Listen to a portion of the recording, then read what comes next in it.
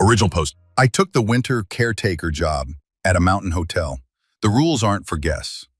I got hired to be the winter caretaker at the Halcyon Lodge, a big cedar and stone hotel perched 2 hours up a switchback road in the Rockies. November through April. The staff leaves after the last fall wedding. They drain the pool. They padlock the gondola. Then it's just you and the wind in a lot of empty rooms. It sounded perfect. I needed the money and a place to disappear for a while. $2,400 every 2 weeks.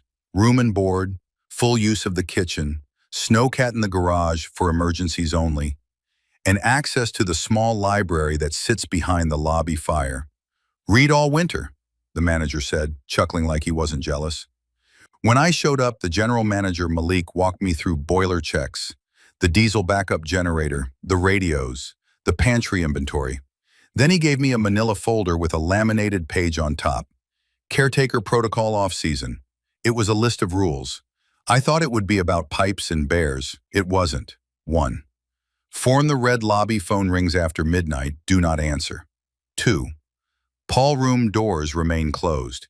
If you hear music, increase the boiler to 180 degrees Fahrenheit and walk past without looking through the glass. 3.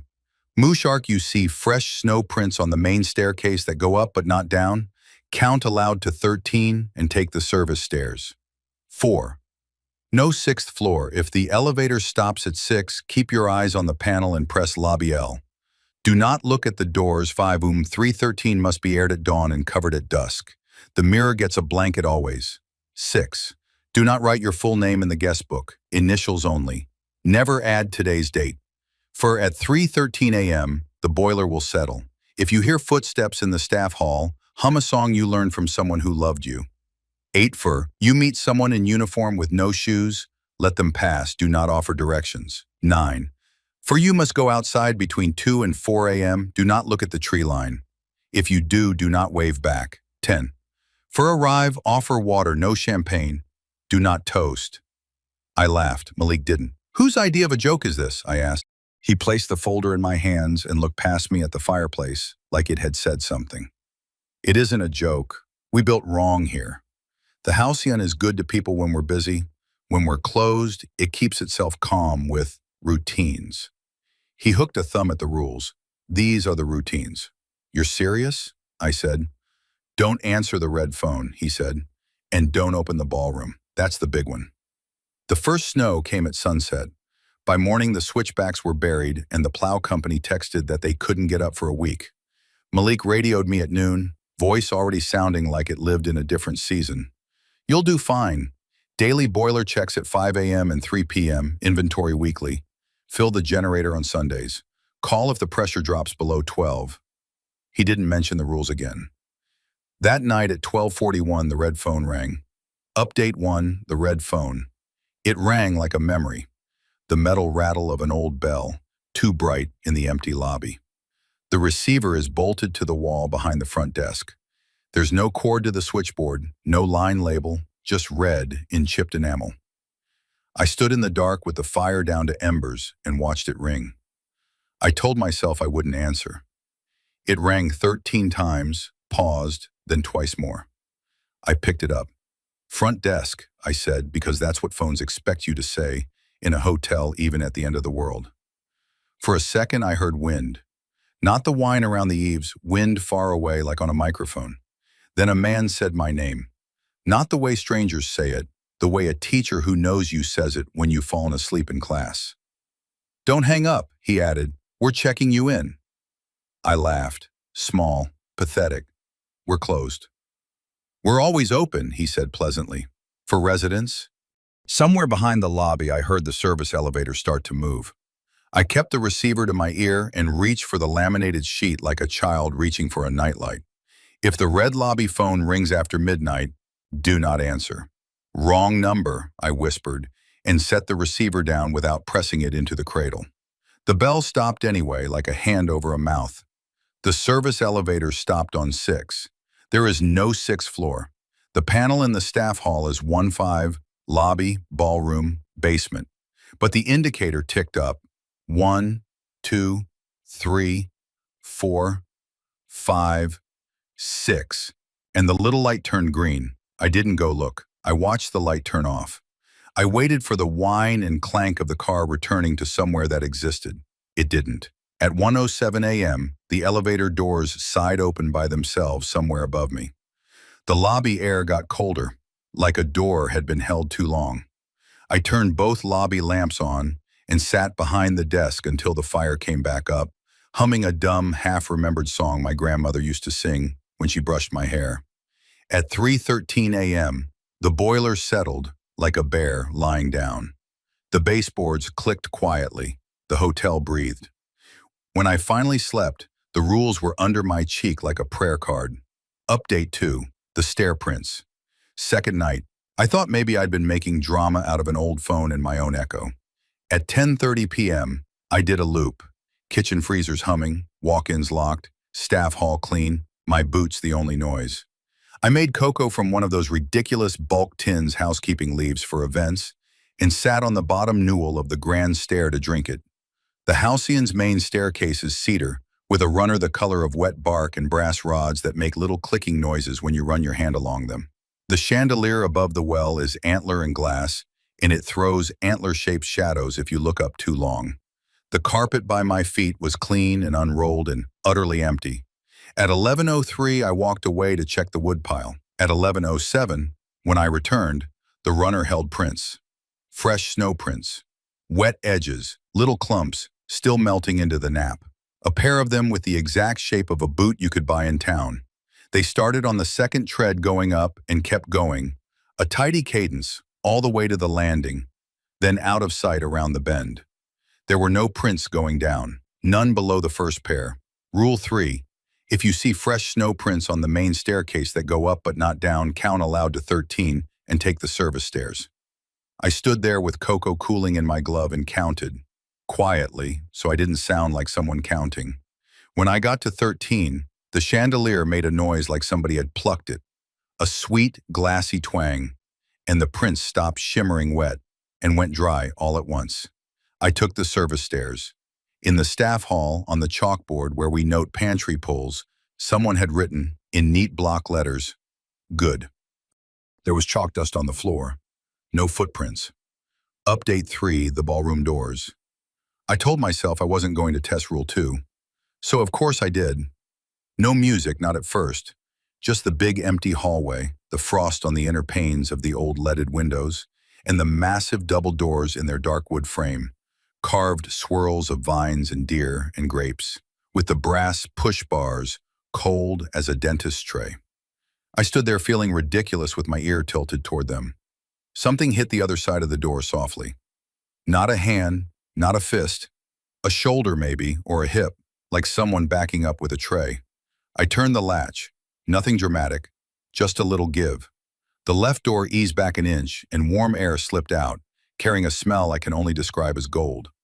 Brass polish, perfume, old cigar smoke pressed into velvet, champagne touched with orange. I saw nothing through the crack but darkness and maybe the edge of a tablecloth. From somewhere, several rooms away, a piano began to play.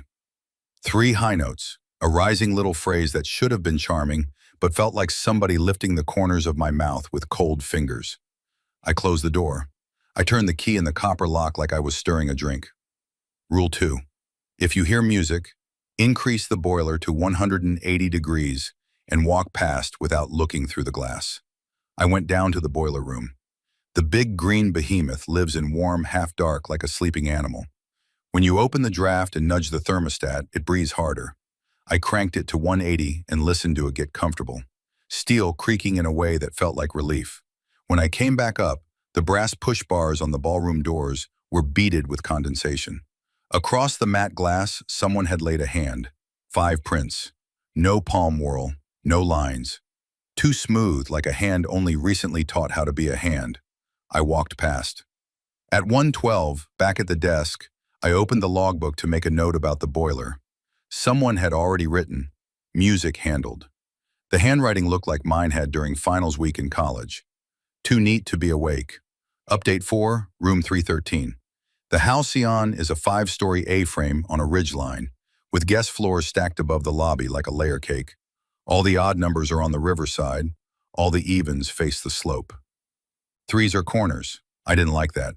Rule 5 felt dumb. Blanket on a mirror? But I did it. Every dusk, I unlocked 313, opened the window to let mountain air peel the day out, then I tucked a moving blanket over the huge Victorian mirror above the dresser and taped it at the corners. You look stupid doing it. You feel stupid. You do it anyway. Third evening up there, I noticed the tape on the lower right corner had been peeled and reset higher by maybe an inch, like someone behind the blanket wanted just a sliver. I pulled it back down. It came sticky. Something clear stretched and snapped like honey. My fingers smelled floral. Not a scent I recognized. Old roses and something sour behind it. Champagne not washed out of a flute. That night I dreamed I was brushing my teeth and the person in the mirror was talking through the phone. She was my age but older in the eyes, and she was wearing a Halcyon blazer. I could read the tag, concierge. And on the desk behind her, half in frame, was a guest book open to a page that said, "Welcome, my name." Large, kind loops, ink still wet. I woke at 3:13 to the boiler settling, and my room's mirror fully covered, tape pulled tight. I hadn't done that. I'd fallen asleep without covering it. The moving blanket smelled like a coat someone fancy had worn to a party. I put my hand on the blanket and it was warm. I pulled my hand away and there were the faintest prints, 5 ovals and a thumb, facing out. Update 5, the housekeeper's closet. There's a staff dorm on floor 2, an old housekeeper's hall with a closet no one uses anymore. A warren of shelves and a laundry sink with a rust stain the shape of Idaho. I ducked in to steal an extra roll of tape for 313. On the corkboard hung a photo in a plastic sleeve, black and white. Half a dozen women in neat skirts and white blouses, hair up, standing in a line on the granite steps out back. The handwritten caption at the bottom read, "Opening Season, 1954. Agnes, Marta, Ruth, Joan, Mara, Tess." Someone had circled Mara in red pencil and written, "Doesn't blink with you." Tape in my hand, I turned, and a laminated card slid off the top shelf and fanned to my boot. It was an instruction sheet, yellowed, brittle at the corners. "Ballroom close," it read. "Midnight sweep twice counter clock. Gather stems, count glasses, cover mirror." The last line was underlined twice. "Do not let them name your floor." Someone had added a rule at the bottom, in red pencil like the photo. "If the radio plays a song you love, do not sing along." I put the card back. It stuck to the shelf for a second like it didn't want to lay down. When I closed the door, it whispered, not wind, the little hiss paper makes when it slides over paper. Update 6, the wedding night 5. At 12:20 a.m., headlights swept the lounge windows. I thought it was the plow. Then the lamps died in a way plow lights don't, and there were multiple sets, high, low, a smeary parade bending around the curve of the porte cochere. The entry door handles turned in sequence like someone was politely trying each one. We're locked. We're closed. I stood behind the desk trying not to breathe like prey. The red phone rang once. Not a full ring, a mouth opening and reconsidering. Then the front doors opened, just opened. No pressure of wind, no error beep. A thin line of snow slid in across the entry tile. They came in like a photograph develops, slow, gray at the edges, too bright in the whites. A wedding party? No one looked at me. Rule 10. Should a wedding party arrive, offer water, no champagne, do not toast. I set out the big glass dispenser we use for conferences and filled it from the pantry jugs with hands that didn't belong to me. I stacked compostable cups because the idea of washing anything they touched made my chest tight. They drank like they'd never had water before, like the idea of water had to be relearned. A man in a blue suit turned to me and said my name softly. I didn't think about how he knew it. I didn't think about anything. I slid a second stack of cups across the counter. "Congratulations," I said, "because that's what you say to a wedding in a lobby." He smiled.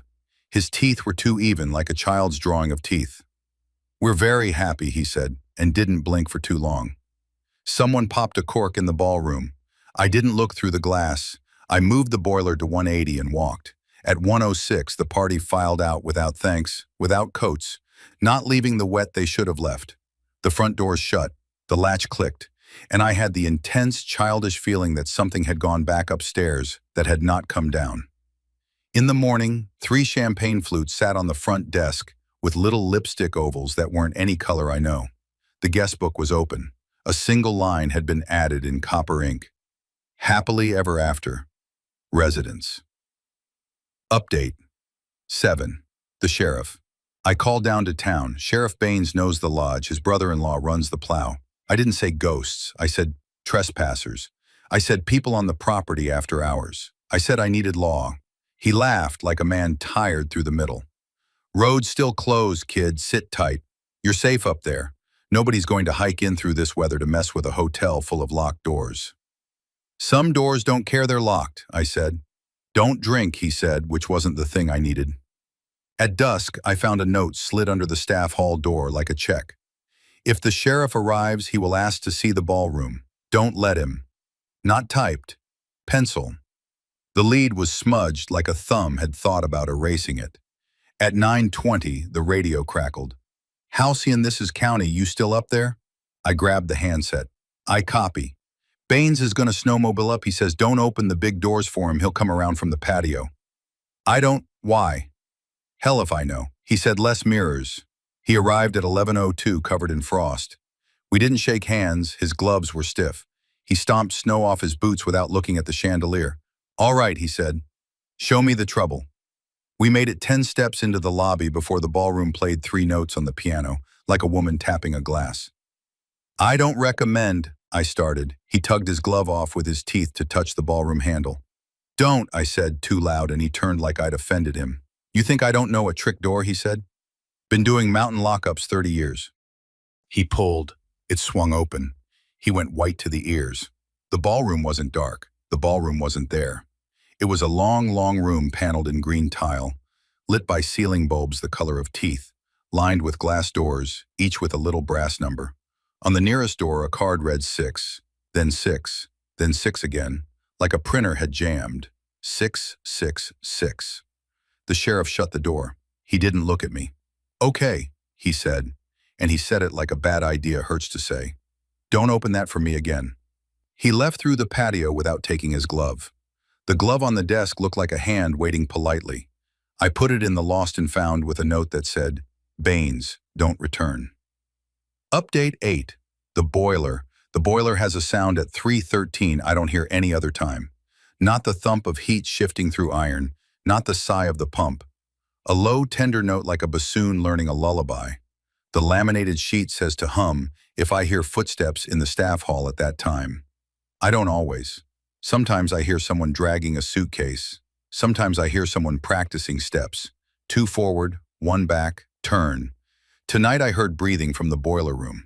Deep, slow, too big for lungs. Hot, damp air slid across my face like the room exhaled through a smile. I propped the door and did a slow circuit with the flashlight, whistling through my teeth because I couldn't think of a song, and whistling seemed like something a person who wasn't afraid would do. On the concrete floor near the drain lay a hotel key on a brass fob, 313. The brass was warm like skin. On the back, someone had scratched resident with something sharp and careless. When I picked it up, a drop of water fell from nowhere to the back of my hand and burned cold, leaving the exact shape of a ring. I put the key on the front desk, and it slid a little like it had somewhere to be. I put a paperweight on it, one of those dome glass things with a pressed flower inside, and the pressed flower browned while I watched. Update 9. The elevator to 6. We do not have a 6th floor. I keep saying that like if I say it enough, it will be true. Tonight, the service elevator brought me towels I didn't order and stopped at 6 on the way down.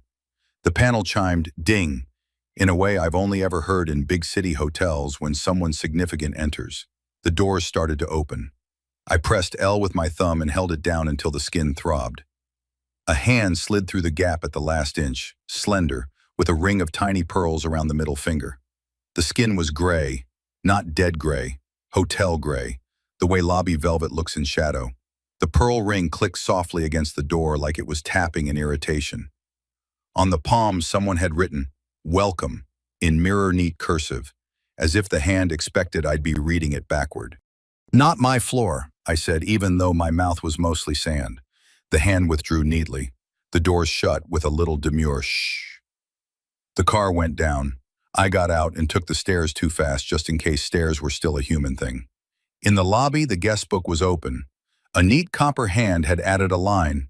"6 is ready." Update 10, the founder. The Halcyon has a little museum nook beside the library. Framed newspaper clippings about the timber baron who built it. Black and white photos of women leaning against cars shaped like bathtubs. I've walked past it a dozen times. Tonight, I read every caption with the slow, greedy attention of a person who needs a map. Groundbroken, 1952. Architect, Clarence Voss, D. 1954. Grand opening, autumn 1954. Capacity, 111 rooms. Founders Ball, champagne and suite, mirrored ballroom. Taped behind the glass at the bottom of the case, folded until the creases went white, was a blueprint with a draughtsman's clean lettering. Plan, ballroom, and annex. The rooms are laid out like a star that grew teeth. The ballroom is a central mouth. The annex corridors fork out at angles that don't match the rest of the hotel. In a child's hand, a note is scribbled across the margin in pencil. Mama says the hotel eats numbers. Below that, in a different hand tidier, it eats names first. Someone had underlined names so hard the blueprint paper showed the scar. I pressed my forehead to the glass the way people touch exhibits of saints. My breath fogged the blueprint. When the fog cleared, a circle had appeared around a small unlabeled square in the annex, and a single word in copper ink. Office. The dot of the I had bled like it didn't want to dry. Update 11, staff uniform, shoes. I woke from a nap I didn't mean to take to the sound of fabric being folded carefully. That's a sound you recognize if you've ever worked service. Someone doing something right where chaos looks tidy. The TV was off, the radio was off. Still, fold, fold, fold. In my room on the chair lay a Halcyon blazer in my size, 2 white shirts, black slacks, a thin black tie, and a name tag in a box with the lid ajar. The name on the tag wasn't mine. It read, Attendant. I lifted the blazer. It was warm, like someone had just shrugged out of it. The lining smelled faintly of snow and that baffling champagne orange knot smell. On the carpet below the chair sat a pair of black flats, the kind that make your feet look apologetic. They had no soles, not thin soles, none. The uppers rested directly on the carpet nap, like the idea of shoes without purpose. Rule 8 flashed in my head. If you meet someone in uniform with no shoes, let them pass. I was alone. I was not alone. I boxed the name tag, slid it under the bed, and put the blazer in the closet behind the extra blanket. It breathed in there like a sleeping cat. Update 12. The snowcat. There's a snowcat in the garage for emergencies. Malik's lecture about it was 5 minutes of sternness. Even if the road looks passable, don't try it at night. The switchbacks drift. You'll end up below the road with a lodge on top of you. After the wedding, after the sheriff, after the elevator, below the road sounded fine. I made excuses to myself and pushed the garage doors. Old wood, iron handles, tin roof creaking, and sat in the cat warming the diesel like I'd been born with a plow in my hands. The road down was carved white like a bridal gown. I eased the cat onto it. The treads bit, the cab shook, the glass fogged. I told myself over and over, balance your fear with your life, until the phrase meant nothing. I got as far as the second switchback before the road ended in hotel. The Halcyon stood in the trees where the road should be. Not a copy, the Halcyon. Same chipped antler on the second-story light. Same crack in the stone step. Same brass handle wear pattern like a river map. In the front window, the chandelier swayed like someone had bumped it, and I saw myself inside, walking toward the lobby desk. I cut the engine. In the sudden tin can silence, the trees lifted their arms a fraction like something had breathed out. I backed the cat very slowly up the cut, turned it around and drove to the garage, repeating an older phrase than me, stay. When I got out, my whole body smelled like a party I hadn't been at. Update 13, the guest book. The guest book dates back to opening night. Blue leather, marbled edges, the kind of paper that makes pens feel important. Brides write in it. Tourists with maps write in it. Once, celebrities wrote in it with two hands like they were bracing to be believed. The rules say not to write your full name. I hadn't written anything at all. Tonight, the book was open on the desk to a page with only one line, in copper ink. Welcome to our permanent resident. Then, a gap, a space that looked expectant, and a small arrow curved like a question mark pointing to a hotel pen. I closed the book. I put it under the desk. When I stood up, the book was open again, and the line had filled itself. Welcome to our permanent resident. Attendant. I traced the letters with a dry finger. The ink didn't smear. It was never wet. It had always been here. I flipped back at random. Between entries from 1974 about The View and a 1992 note that said, "Our honeymoon. We'll be back," there was a page in neat, tiny script. "Please do not cover the ballroom mirror. We like to practice names." The date on the page had been scrubbed out with a thumb until the paper thinned. Update 14. The ballroom's other side. The ballroom has a door on the patio too. Service double doors beneath a little eyebrow of slate. On busy summer nights, servers prop them open and carry trays out to the lawn. In winter, the doors ice shut.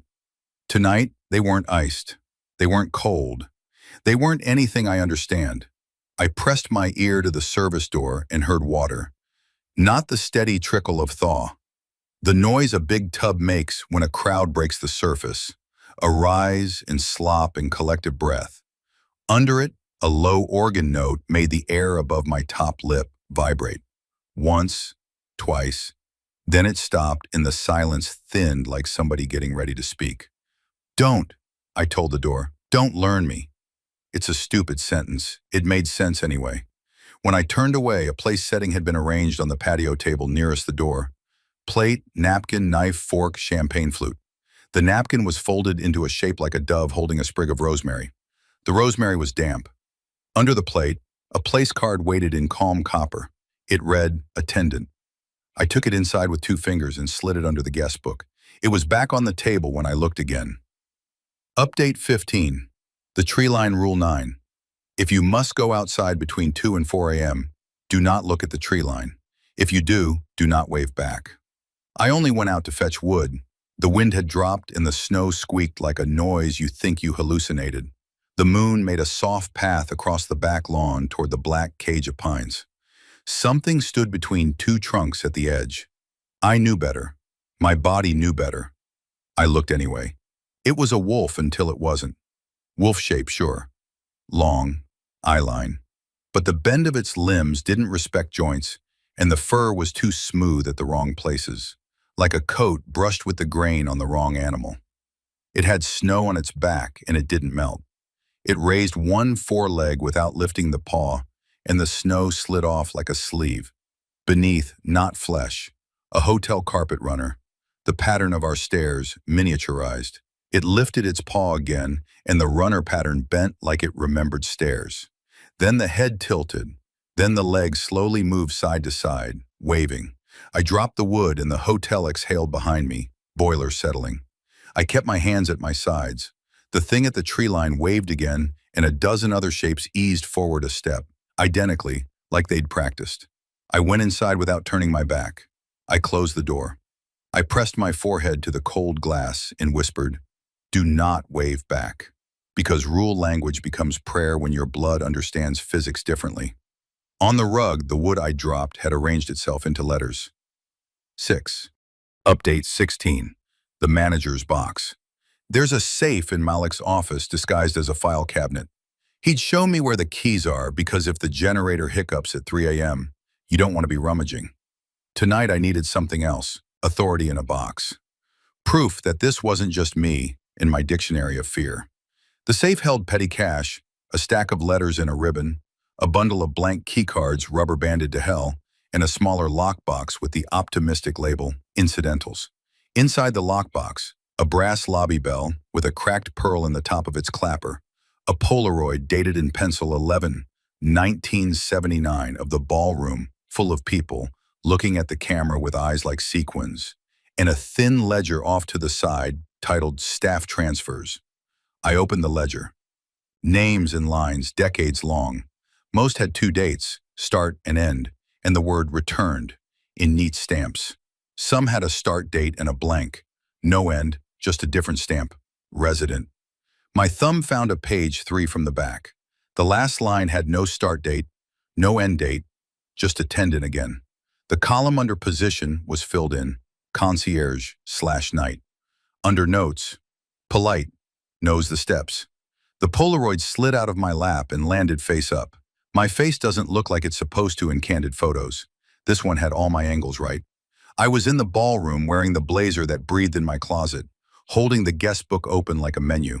In the reflection behind me, the ballroom mirror, the room didn't end. It kept going, and the farther it went, the more it stopped pretending to be a room. The bottom right of the Polaroid had a thumbprint in something copper. I wanted it not to match mine. It matched. Update 17. The expansion. I woke to hammering.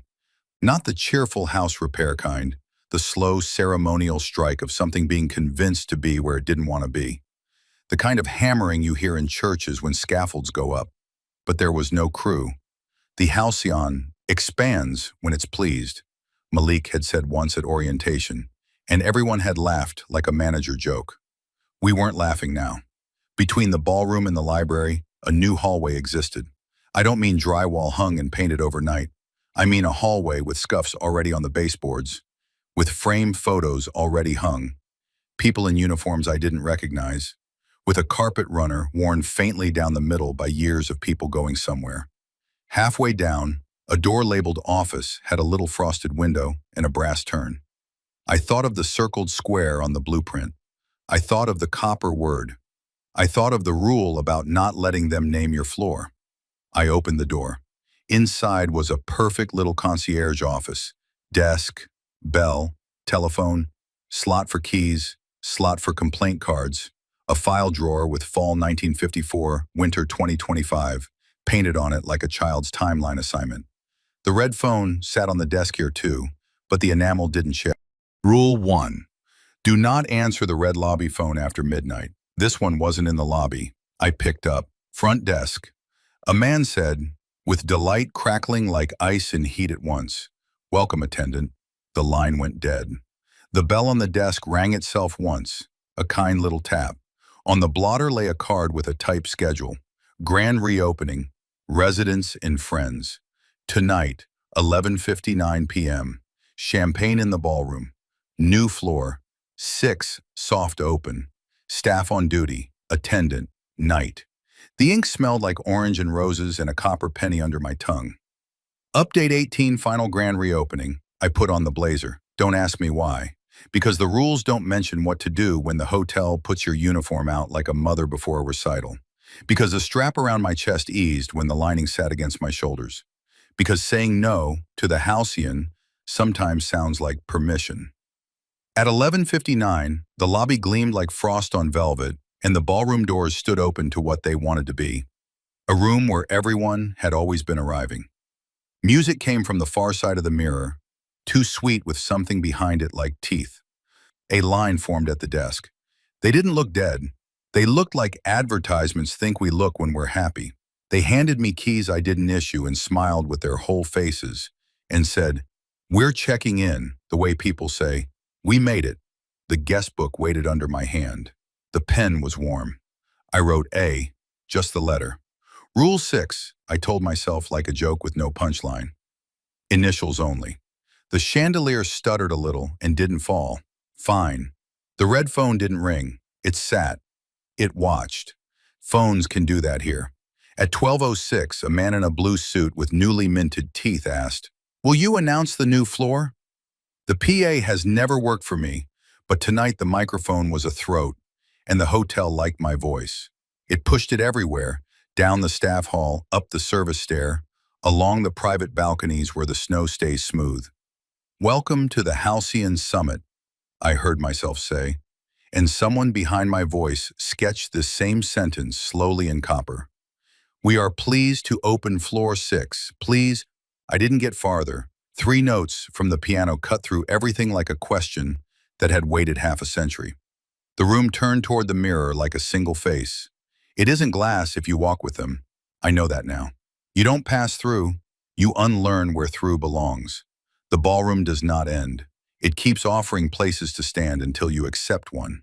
Your acceptance becomes an aisle. Your aisle becomes a job. I remembered the rule I made for myself on night one, whispering it to the door like a fool. Don't learn me. The Halcyon leaned in anyway. It did not hurt, that seems important to say it took, and what it took was weight I thought I'd been carrying alone. My name out loud, to no one. My want to be useful, my fear of winter. It gave me shoes without soles and a schedule. At 3:13, the boiler settled. Somewhere far off, down a road that loops back into the lobby, a plow engine turned over. The chandelier made its note, glass consent, and the guest book filled another line I didn't write, attendant on duty. Night. The red phone let out one polite half ring. I picked up. Front desk, I said. Good evening, said the voice that had been practicing being me. It sounded like me now. The work had been done. We are excited to expand. I looked toward the elevator. The panel glowed 6 in a kind, incurable green. There's a bell on the desk. You can press it. It makes the sound you want when you want someone. If you ever drive the switchbacks up here off-season and see the windows lit at the ridge, a mouth of warm squares against the rock, keep driving. We are closed. If the red phone rings in whatever lobby you find yourself in, do not answer. If you must take a job with rules, say the rules aloud to make them real, and remember there are rules underneath anyone's rules. They will be polite. They will ask your name. I wear a blazer that breathes in the closet when I hang it up. I walk the service hall at 3:13 and hum a song my grandmother loved. I cover the mirror in 3:13 at dusk and air it at dawn, and sometimes the tape is moved a little higher, and that is fine. I am not lonely. I am on duty. No further updates.